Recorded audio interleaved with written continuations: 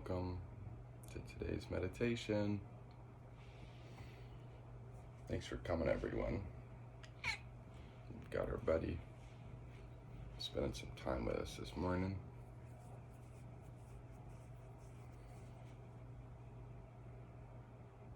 I'm curious if you have a pet, whoever's watching this.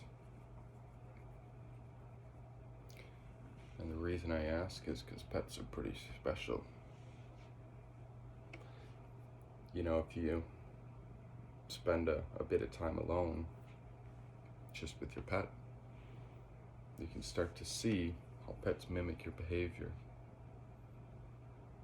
And especially with meditation, when you become very calm, very mellow, pets know.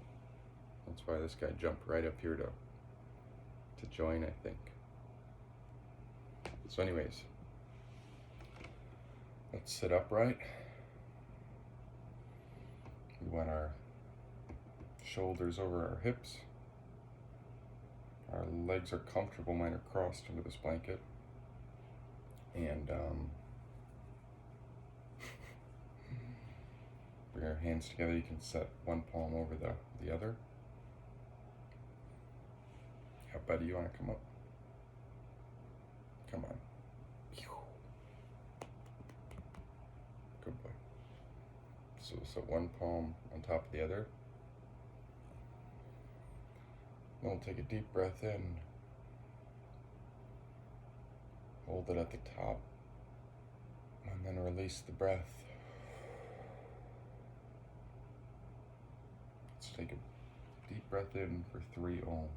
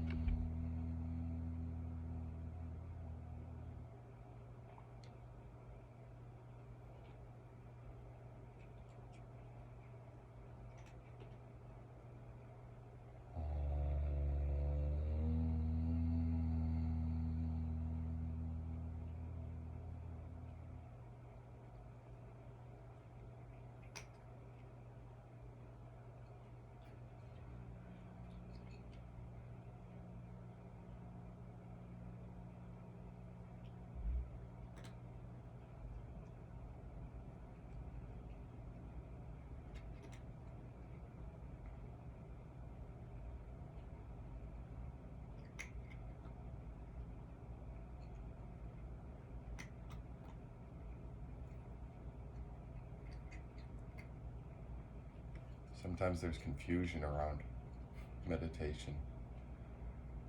Of course there is, because it's a state of deep absorption.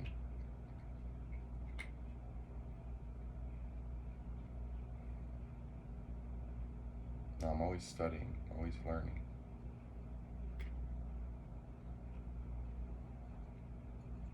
But sleep, to me, can even be a sense of meditation. Maybe not as active as sitting here like this.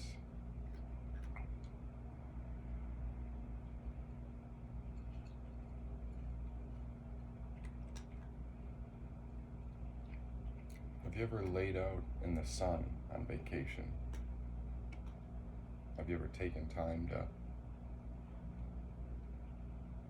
go somewhere nice and warm, and you find yourself in a chair on the beach, and as you begin to recline or lay back, you close your eyes. Maybe you're by a pool, maybe you're really lucky and you're by the ocean, and as you lay there and absorb the sun's rays, you kind of close your eyes and you just relax.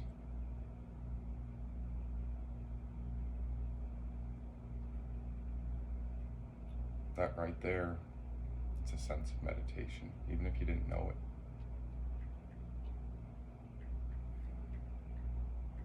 what happens is we find ourselves in a state of relaxation, but we also find ourselves alone with the mind, alone with our thoughts.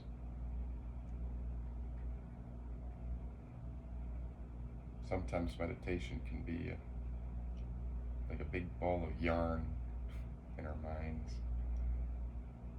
And slowly but surely we're unraveling it. We're collecting it. And we're getting all the knots out, so to speak.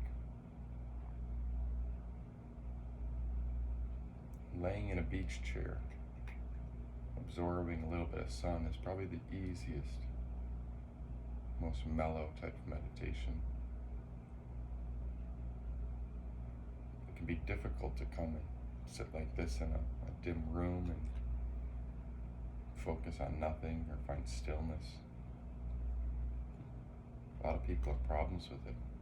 I know I used to.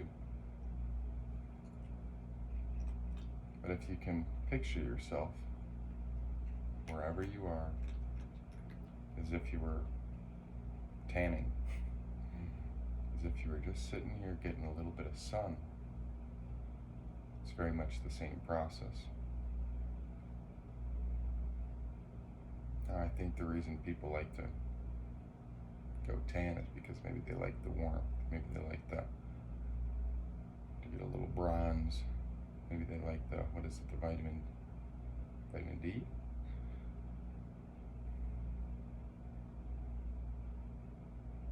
Imagine meditation being very similar. But instead of accessing the vitamins and nutrients from the sun, you're absorbing vitamins from your own soul, from your own breath.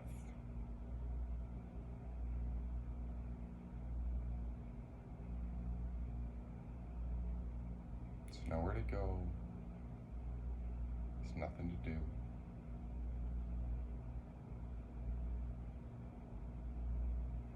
We just sit with ourselves and observe what happens. And if it happens that the mind begins to wander, begins to race, catch it. As soon as we find that mind thinking, going down a rabbit hole, coming up with some story, we can go, aha, I see. I am thinking. So we label that thought, wherever we catch ourselves, as thinking.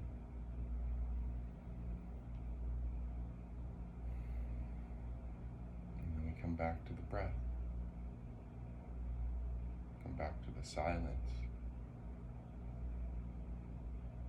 Back to that relaxed stillness. And when it happens, that the mind begins to run off again, because it always will,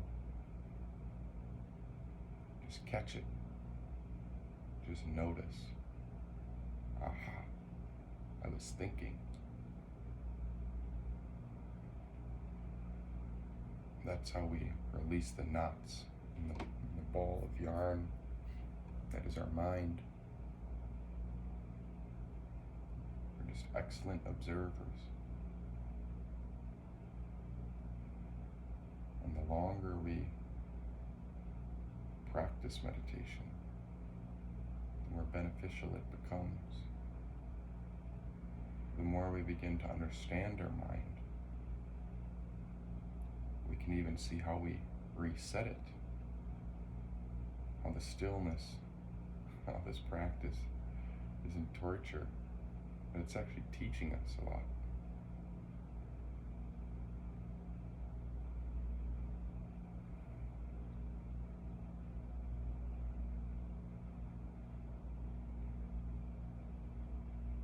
Life can get so busy. We can be in such a rush. And it's such a nice reminder just to sit with yourself for a little bit.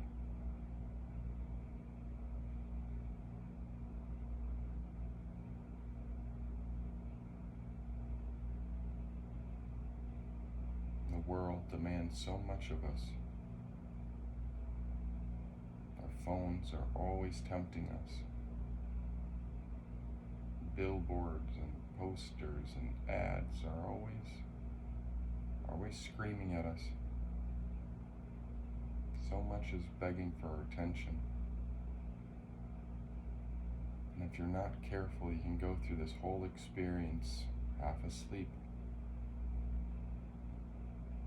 You can get pulled along, going to work,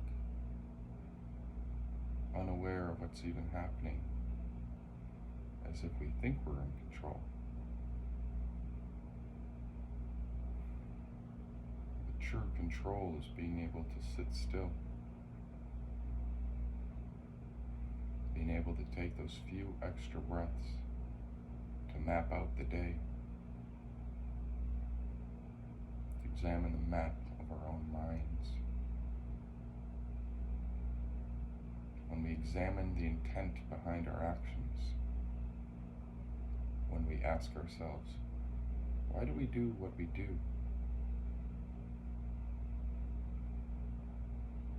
This practice of meditation ends up coming with us once we leave our meditation pillow or corner or our chair.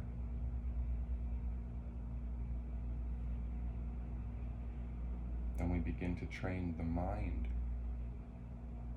So when it's 11 at night and you're anxious and hungry and you find yourself at the fridge but you don't know why you're there, you can use the techniques in meditation to ask yourself, what's my intention? Do I need food right before bed?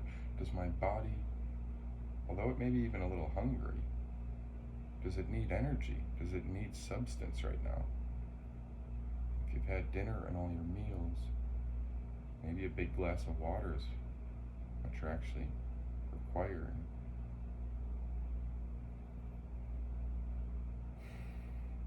It's difficult to be conscious, to be awake in this world. But we need it. We need it so much. Because when we're asleep, when we just accept the cycle, we get lost in it. We end up polluting our oceans. We end up just spinning our wheels, being busy all the time.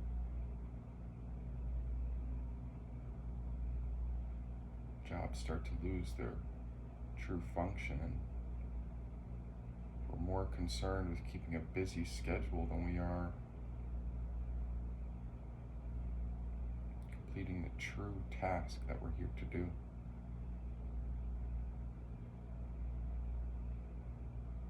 Meditation is about working smarter, not harder.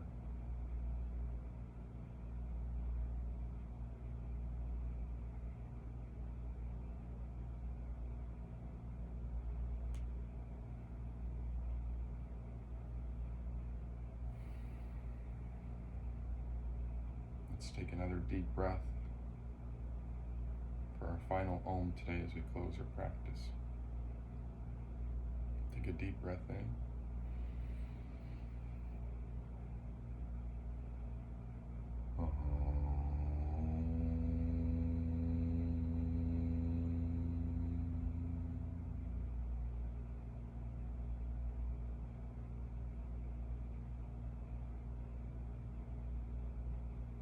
Examine your intentions today. Try not to go through this whole life on autopilot.